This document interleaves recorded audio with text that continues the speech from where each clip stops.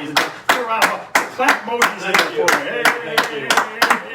Mark Light. Now, there was a big controversy of should we handshake, should we fist bump, should we elbow, what do we do? We're not going to do anything. We're just going to let him tell the truth. He's going to speak truth here today. All right? Hello. Thanks, Mark. Thanks for being here. Absolutely. We're so glad that you're My here. pleasure. Yeah. Thank you for having me. Absolutely. So his dad used to be in the home warranty business and taught you the ropes, right? Yeah, my dad actually got in the home warranty business by accident because he sold franchises for C21, and when he went out to California, he noticed this new industry called home warranties, and he took that concept and started a little company called GoCrest Home Warranty back in 1979. In fact, the first slogan, and you guys talked about it in your thing, was peace of mind. Home warranty provides peace of mind and financial protection. Yeah. Mark, you want to hear something funny? I was 4 years old when that happened. I was 4 in 1979.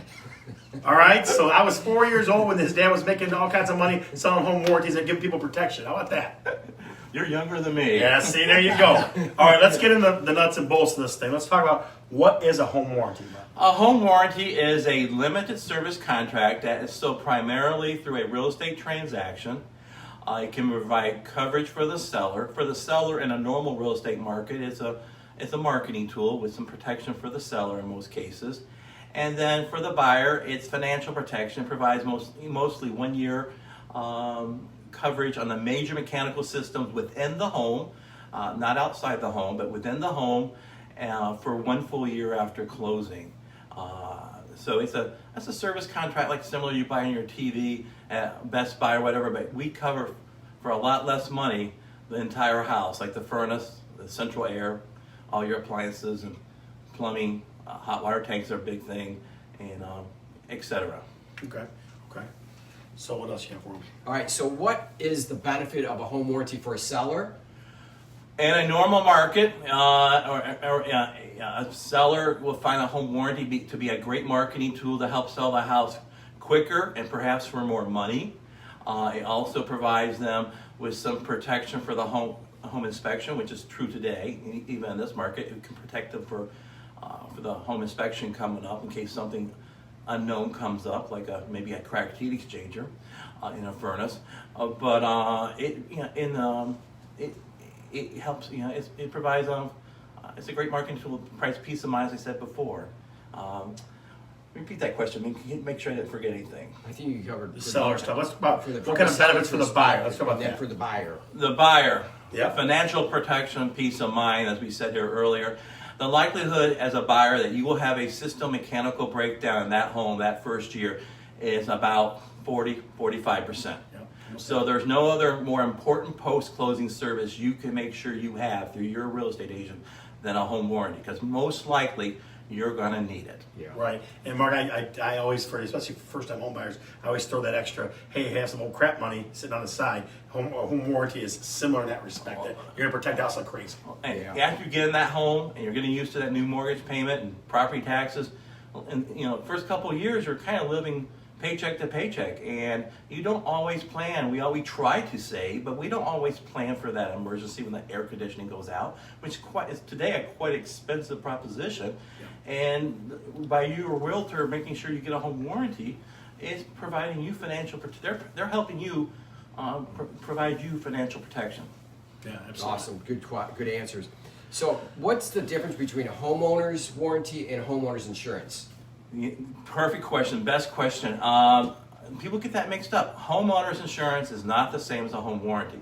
Homeowners insurance, which are all we need to have and require to have, you have a mortgage, it covers for acts of God. It covers if the house catches on fire, covers for that tornado, that storm, that electrical strike or lightning strike.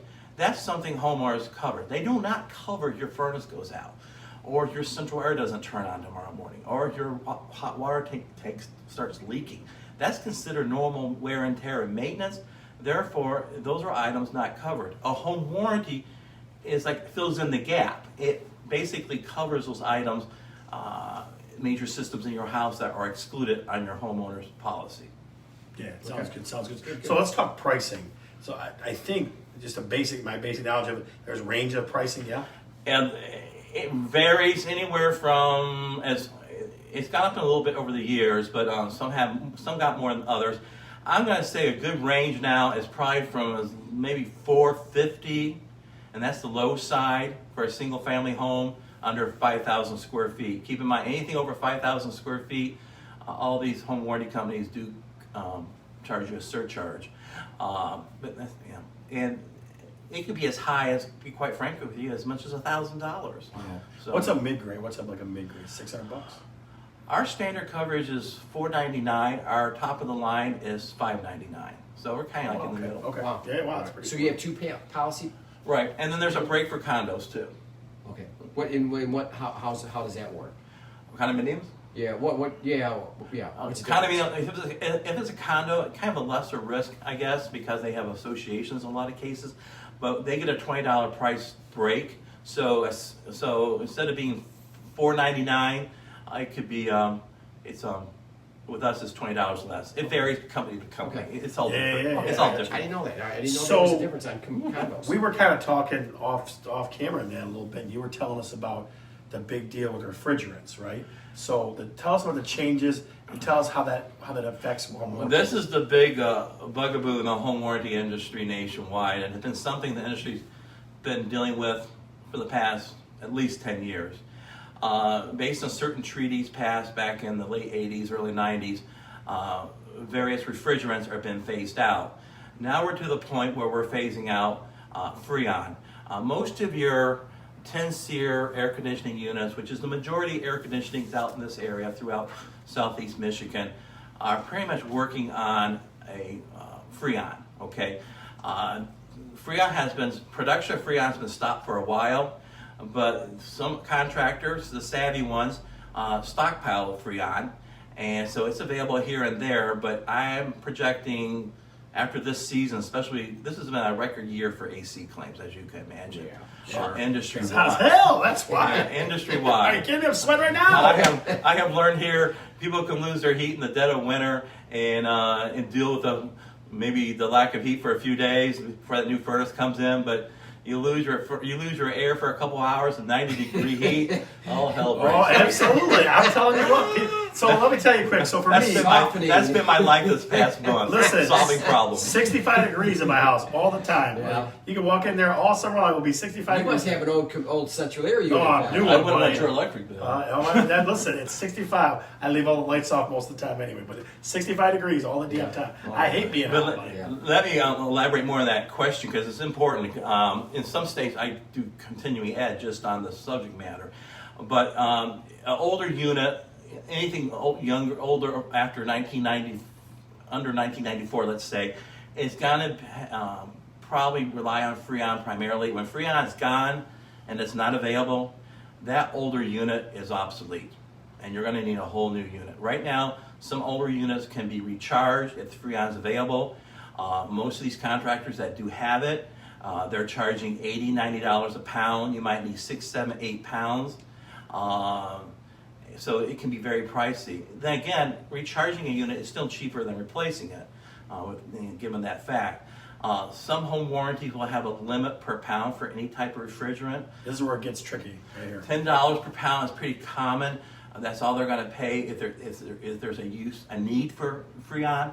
That sounds okay, but if your client needs, or the homeowner out there needs 6, 7 pounds, on average, your out-of-pocket expense, this is even when you have a home warranty and everything's going well, it's going to be about $600 and some dollars out of pocket on average. Wow. So there are home warranties out there. I proudly represent one that does not have a limit at all for any type of refrigerant.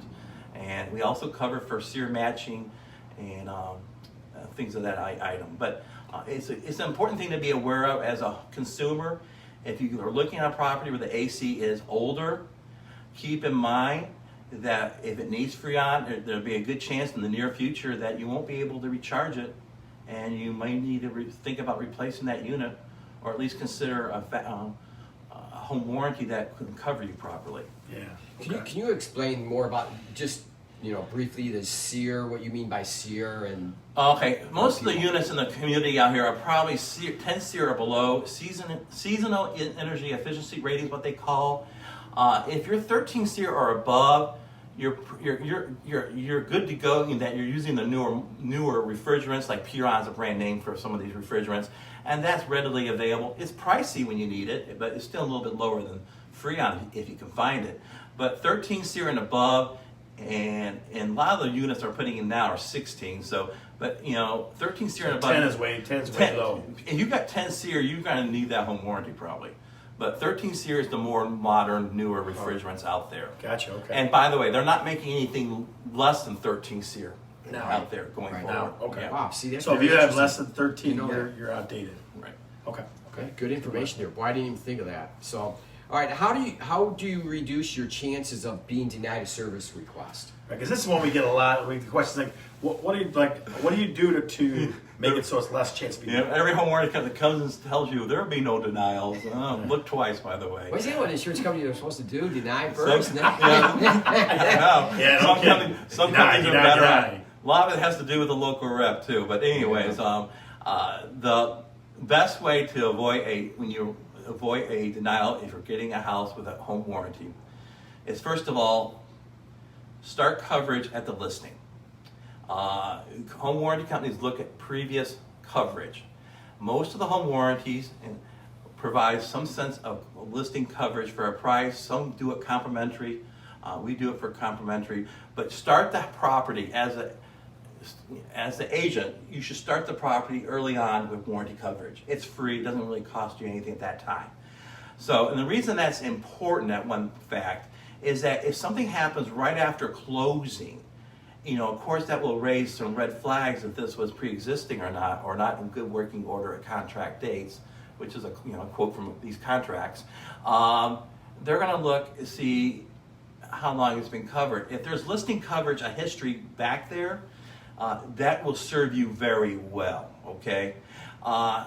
Also, if you are a buyer and you're looking at a property and there is no warranty on that property because it is a seller's market, you can have your realtor order the warranties with certain home warranty companies where that listing from the time they accept your offer until it goes to closing is covered, even though it's a co-op deal. So in a lot of my training I do now, that's how I train now, is that as soon as you get that offer, even though it doesn't have a home warranty, put that warranty in the system as seller coverage to start out, and then we'll convert it as we approach closing to the buyer's name. That way, if there's any gray areas that come up, that gives me the ammunition I need to go to work for you or for the industry.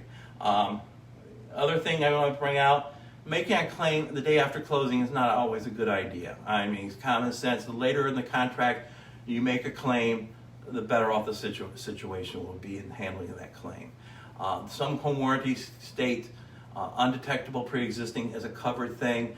Don't be misled by that too much, because a lot of times they'll have their contractors take a picture, and they'll take the picture will go back to the claims department and say, oh, that picture shows me that was visible or it was detectable. So don't put too much grain confidence in that type of verbiage. Yeah.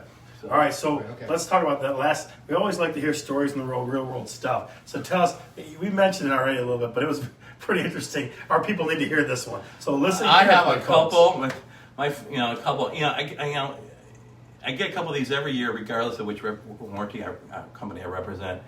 But I get that complaint call where they're very irate because their central air claim was denied, and I investigate, go to work to see what I can do to find coverage for them. And there's one area where I really cannot help you, and that is dog urine. And it's like acid on the whole unit, and it sounds like it's funny, but it happens. And you, as a new home buyer, if you have any pets or dogs, especially, you make sure their leash doesn't come too close to that central air unit. People think that something real that could happen, but it happens every AC season wherever I'm at representing. So dog urine can be a very deadly thing to an AC unit. So keep that in mind. A lot of people don't realize that. So don't let your dog piss on the AC. Yeah. What he's saying. Let me put it plain language. Don't let the dog piss on the AC. Don't let the dogs out. Yeah, that's right. So I know walking through houses with buyers, I can see the fins on the Spotties, not a lot, but some of them, the central air units, they're gone. It's gone. You know, it's like a 3 or 4 or goodness. 5 inches up off from it being deteriorating. Well, the book answer is, regardless of the condition, it is in good working order and operating and making cold air at time of contract dates, is normally a coverable item. Yeah. Okay. So I think it depends again, who you're working with too.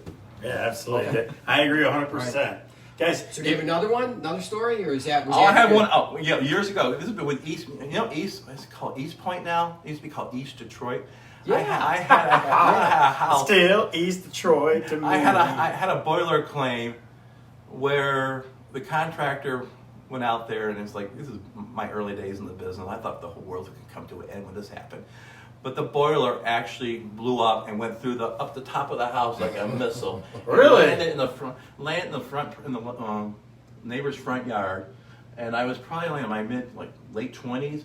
When I heard the story, I thought this was not a good thing. Yeah. You ever see that part of Ghostbusters when the guy turns the protection field, the stuff starts flying through the roof? You ever see that? I don't know. So it's like that. A big explosion, crazy stuff. All right. So did you guys cover it? The boiler? Yeah. And yeah, it was a coverable claim. It was our contractor that Yeah. messed it up at the time. Oh, So messed now- it up? Yeah, How do you mess it up? So our insurance company this is back when my dad's company. Our insurance company had to rebuild that house. Yeah. Really? Okay. So They're I'm insurance- saying the they're- roof at least. Wow, man, jeez. The contractor's insurance company with us, but that's back in the 80s, so that goes back quite a bit. But as you're looking for a home out there, the unknown, the possibility of something unexpected is higher than you might think. So regardless of which plan you get, strongly consider a home warranty.